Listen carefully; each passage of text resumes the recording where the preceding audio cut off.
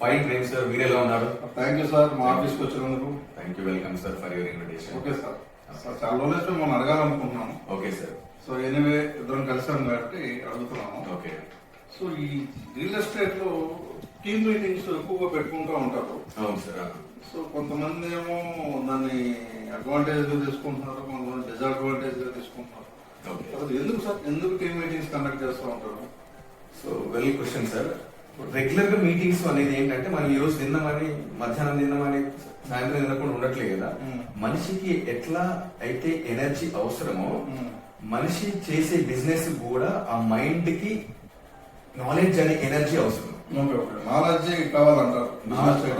Knowledge తీసుకుందాము, grow అవుదాము, success తీసుకుందాము అనే పర్సన్ కి ఎవరైతే ఉంటారో వాళ్ళకు ఉపయోగపడుతుంది ఈ ప్లాట్ఫామ్. అంటే బిజినెస్ లో సీరియస్ ఉన్న వాళ్ళకి సింపుల్ గా చెప్పాలి అంటే జనరల్ గా మీరు ఎవ్రీ వీక్ ఏమి డిస్కషన్ ఉంటాయి సార్ మీటింగ్స్ లో? మీటింగ్స్ అంటే ఏముంటుంది సార్, ఇప్పుడు మనం మీకు ఏదన్నా ఒక మెటీరియల్ ఉంటుందా? బుక్ ఇప్పుడు స్కూల్స్ లో, కాలేజెస్ లో సిలబస్ ఉన్నట్టుగా మీకు ఇన్ని మీటింగ్స్ కి అయితేనే కోర్స్ కంప్లీట్ అవుతుంది, అలా కోర్స్ లాగా ఏమైనా ఉంటుందా?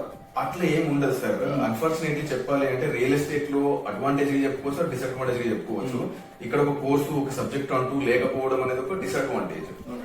అది లీడర్ త్రూ పాస్ చేస్తూ ఉండడం అనేది ఒక అడ్వాంటేజ్. కమ్యూనికేషన్ స్కిల్స్ కూడా ఇంపార్టెంట్ అంటారు ఎవరైతే మార్కెటింగ్ లోకి వస్తారో? అవును సార్, ఎందుకంటే ఇప్పుడు రియల్ ఎస్టేట్ స్ట్రక్చర్ మారిపోయింది. ఓకేనా, ఇప్పుడు ఏంటంటే కార్పొరేట్ సిస్టమ్ ఏర్పడింది. కస్టమర్లు కూడా కార్పొరేట్ సిస్టమ్ ఉన్న దగ్గరనే ఇంట్రెస్ట్ చూపిస్తున్నారు కాబట్టి మన దగ్గర అపీరెన్స్ బాగుండాలి. ఓకేనా, మన కమ్యూనికేషన్ బాగుండాలి. ఇవి ఉంటే ఖచ్చితంగా సక్సెస్ సాధించగలుగుతారు.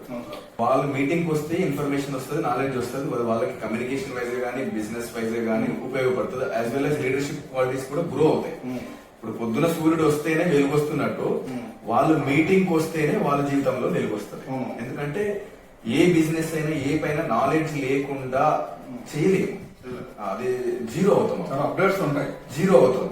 మీటింగ్ వస్తే హీరో అవుతావు, మీటింగ్ రాకపోతే జీరో అవుతావు. అది రియల్ ఎస్టేట్ లో మీటింగ్స్ ఎందుకు ఎక్కువ పెడతారు అంటే కస్టమర్ కి కావాల్సిన రైట్ ఇన్ఫర్మేషన్ ఇవ్వడానికి.